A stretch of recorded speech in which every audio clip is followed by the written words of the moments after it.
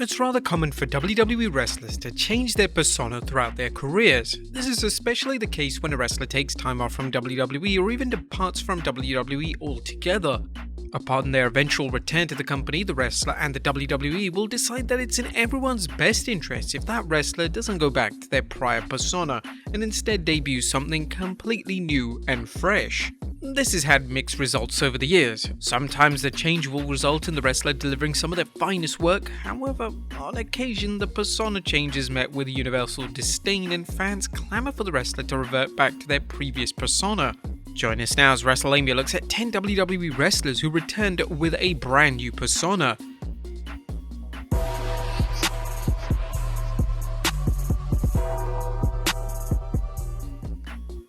Be sure to subscribe and hit that notification bell for daily wrestling videos and follow us on Facebook for exclusive lists. Also check out Wrestlelamia.co.uk and our non-wrestling channel, Incredible. Number 10. Tensai. Matt Bloom had several gimmicks during his WWE career, including the likes of Albert and A-Train. However, when Bloom returned to WWE in 2012 after finding success in Japan, WWE decided to completely rebrand him as Lord Tensai. This gimmick absolutely sucked, as WWE embraced Tensai's run in Japan by dressing him in a red robe, giving him a helmet, and having a man named Sakamoto accompany him to the ring. Fans were baffled by this character change and consistently chanted Albert at him during all of his matches. WWE had huge plans for Tensai and his new character, so much so that Tensai upset John Cena on Raw, and this was supposed to lead to a program with CM Punk for the title. Ultimately, WWE decided against this idea and realized that the new presentation simply wasn't working.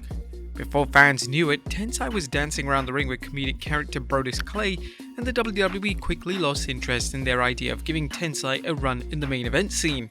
Number 9. Raven. Fans often forget that Raven had two separate runs in WWE. His first run would be between 93 to 94, where he portrayed the character known as Johnny Polo. Polo was a spoilt rich brat who was charismatic yet insanely annoying. When Raven returned to WWE in 2000 using the Raven persona that had become famous in ECW, the character was a stark contrast to the Johnny Polo character. Raven was a dark, miserable, gritty character that had no resemblance to his prior persona in WWE. WWE made the decision to completely ignore Raven's prior run in the company as it believed it would be too confusing to logically explain that Polo and Raven were the same individual. This was probably the right move that WWE made, but in all likelihood, it wouldn't have mattered as Raven's second WWE run, which lasted until 2003, failed to capture the true essence of Raven's unique character. Number 8. Luke Gallows. Luke Gallows has portrayed so many different characters in WWE that it's hard to keep track. Gallows first appeared on WWE programming as the Imposter Kane in 2006, but this character completely flopped and WWE quickly abandoned the storyline. Gallows would then re-debut on WWE TV as Festus. Festus was a seemingly unresponsive giant who would come to life when the bell rang. He would then join CM Punk's Straight Edge Society stable, and in a compelling move, WWE would smartly address the Festus character and explain that he had an addiction problem, but Punk set him on the right path. Upon his final two returns to WWE both in 2016 and 2022 respectively, Gallows would be a member of the OC and a good friend to AJ Styles. This character was once again vastly different to Gallows' prior gimmicks, but this time WWE decided to ignore Gallows' previous personas. Number 7. Cody Rhodes. Now, the Stardust persona was a character that was met with disdain and resentment from fans as well as Cody Rhodes himself. The Stardust character was a lazy and cheap way to try and replicate any magic and luster the Goldust character initially had, but it didn't work. Fans just wanted to see Cody Rhodes be Cody Rhodes. When Rhodes departed WWE and became a founding member of AEW, he would find great success with the American Nightmare persona. This persona had a sense of realism, and it was an organic character that fans resonated with. When Rhodes made the game-changing decision in 2022 to leave AEW and return to WWE, fans were elated when Rhodes was permitted to bring the American Nightmare persona to WWE.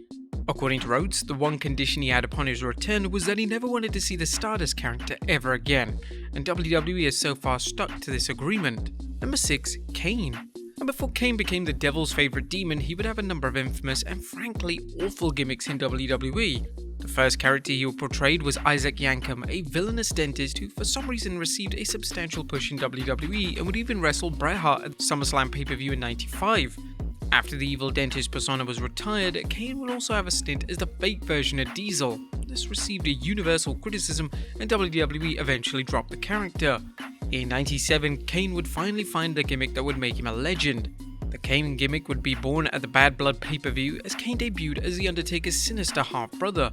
This gimmick was beloved by fans, and the gimmick and persona change didn't stop there, as throughout his career, Kane constantly altered the persona to keep it fresh and current, whilst also trying to keep the aura of the Kane character intact. Number 5. Drew McIntyre. Surprising news hit the wrestling world in 2014 when it was announced that Drew McIntyre had been released from WWE. McIntyre at one time was a chosen one at WWE and was a surefire future world champion. However, McIntyre was involved in the 3MB stable, which, whilst fun, had a glass ceiling, and McIntyre had sadly reached it. Upon his release, McIntyre went on a run like no other. Every promotion McIntyre went to, he delivered fantastic work, and it was evident that McIntyre had a chip on his shoulder. His in-ring work vastly improved, and so did his physique, as McIntyre got in the best shape of his entire career. Eventually, in 2017, WWE decided to bring McIntyre back, albeit with a new persona. McIntyre would now be known as the Scottish Psychopath. He was intense, intimidating, and could have tremendous matches. The gimmick change did wonders for McIntyre, as he won the WWE title on 2 separate occasions since his return, and has even main evented WrestleMania. Number 4. The Rock. In 2003, The Rock made a drastic decision. He was going to abandon his beloved People's Champion persona and turn heel for the first time since 1999. The Rock would turn into Hollywood Rock. This persona was completely different, as The Rock ridiculed fans and other wrestlers every chance he could, and this work from the Great One is widely regarded as some of the finest character work of his celebrated career. The Rock knew that his run in 2003 was going to be his final run as a full-time talent, so The Rock's decision to completely change his character was a bold one, but it was complete and utter genius. Number 3. Roman Reigns. It's well documented just how much fans resented Roman Reigns' initial babyface character.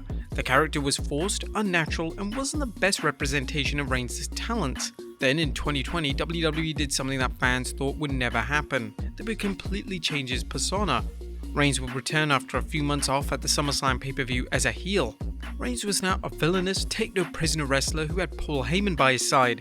Now, the reason that this worked so well was because this was the real Reigns, just dialed up by 1,000, and for the past few years, Reigns has received unanimous praise for his character work.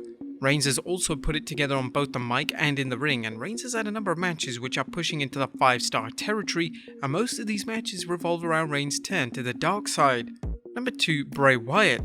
Bray Wyatt is well known for being one of the most creative minds in all of WWE. Wyatt's initial character during the second season of NXT was a character known as Husky Harris. The character suffered from a lack of depth, and it was clear that this character was never going to be main event material. Upon being taken off television, Wyatt would be repackaged as the Bray Wyatt fans know and love. This was a move that ultimately saved his career. This character had intrigue, and Wyatt worked endlessly to make the character work, so much so that with the character, Wyatt would even win the world title. But Wyatt didn't stop there with changing personas, as after being off television for a number of months in 2019, Wyatt would introduce the world to the Firefly Funhouse as well as the ominous Fiend character. When Wyatt was brought back to WWE in 2022 following his 2021 release, he would once again introduce a new persona. This persona appears to be a hybrid of all his prior personas, and fans are excited to see how the innovative character develops. And number 1, The Undertaker. One of the reasons that Taker's character was so successful for 30 years was that the dead man always evolved. Taker always tweaked the character to stay relevant, and the biggest example of Taker doing this was in the year 2000. That year, Taker wanted to return to WWE but leave behind the supernatural Phenom character. Taker instead wanted to portray a character that was similar to the man behind the persona, that being Mark Calloway. This idea had extensive concern surrounding it, as it could have flopped in a major way. However, when Taker returned as the American Badass at the Judgment Day pay-per-view, the crowd reaction indicated that WWE and Taker made the right decision. The character was universally accepted by the fans, and fans have fond memories of the dead man riding to the ring on his motorcycle and causing absolute chaos. Well, there you have it, folks, 10 WWE wrestlers who returned with a brand new persona.